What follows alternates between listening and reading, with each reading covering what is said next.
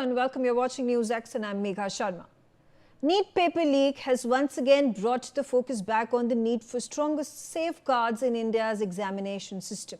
The government has already taken some key steps. A fast-track court has been set up to try those accused in the NEET paper leak case. In addition, the updated anti-paper leak law has been approved and will be introduced in the Parliament on Monday, reflecting a swift legislative response. However, there are several measures that could further strengthen the system. The first step would be to establish a permanent examination task force to prevent paper leaks and crack down on organized exam fraud. To make the task force effective, all states should empower it with the authority to act decisively against the exam mafia. At the same time, efforts must be accelerated to expand medical education infrastructure by expediting the construction of AIIMS campuses currently underway in Darbhanga, Rewari, Avantipura, Madurai, Raebareli, Mangalagiri, Nagpur, Kalyani, Gorakhpur and Bathinda. Expansion of infrastructure must be matched by investment in human resources. A dedicated recruitment program is needed to fill faculty vacancies in existing medical colleges while ensuring that newly established institutions are adequately staffed. And finally, the government should set a clear timeline for doubling the number of seats in medical colleges, helping meet the country's growing demand for medical education and healthcare professionals. I am being joined today by a number of students who are NEET aspirants from different parts of the country. Nishant Kanodia, he is a NEET aspirant. He's joining me from Delhi. Nishant, thank you for speaking to us. And my first question about everything that has happened in the last 48 hours. Are you happy?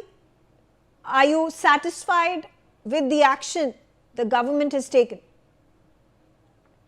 No, ma'am, I'm not much satisfied from the action that was took by the government because वो अपनी formality पूरी कर रहे हैं and they were just like कि बस इनको थोड़ा सा लालच दे देते हैं कि हाँ हम एक्शन ले रहे हैं एंड देन ये सब भूल ही जाए. जैसे कि आजकल में हमें पता चला है जो 2024 का पेपर लीक हुआ था उसमें जो मास्टरमाइंड था उसको अब लाइक गिल्टी से हटा दिया कि वो लाइक उसने कोई गलती नहीं थी उसको बेल मिल चुकी है अब पूरी रिहा हो चुका. एंड ऐसे ही अभी भी होगा कि अभी ये लोग ऐसे ही बोल देंगे कि हम ये चीज अप्लाई कर रहे हैं, कुछ चीज अप्लाई कर रहे हैं, देन फिर जो अभी वाले जो जिन्होंने करा था वो भी आगे जाकर रिहा हो जाए. तो मेरे हिसाब से ये चीज सही नहीं.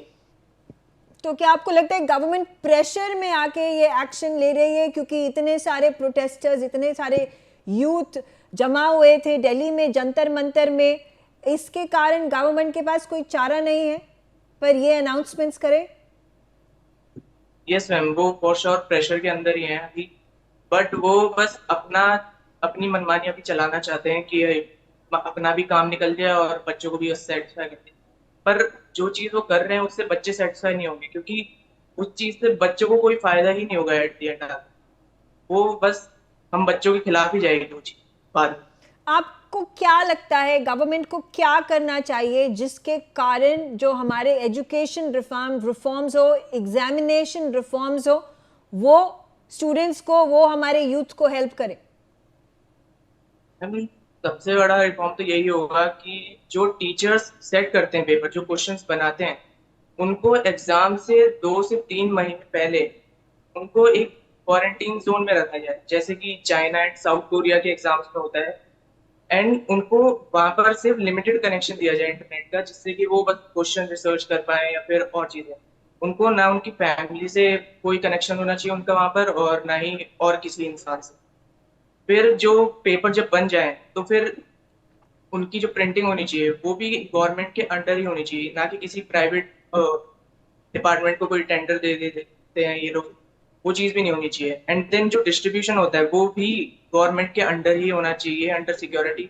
जैसे कि अभी ये लोग इतनी सिक्योरिटी जो रैपिड एक्शन फोर्सेज हैं, पुलिस फोर्सेज हैं, पूरे कंट्री से बुला रहे हैं, ये चीज अगर ये एग्जाम के टाइम पे एग्जाम पेपर डिस्ट्रीब्यूशन में कर लें तो वो चीज ज्यादा बेटर.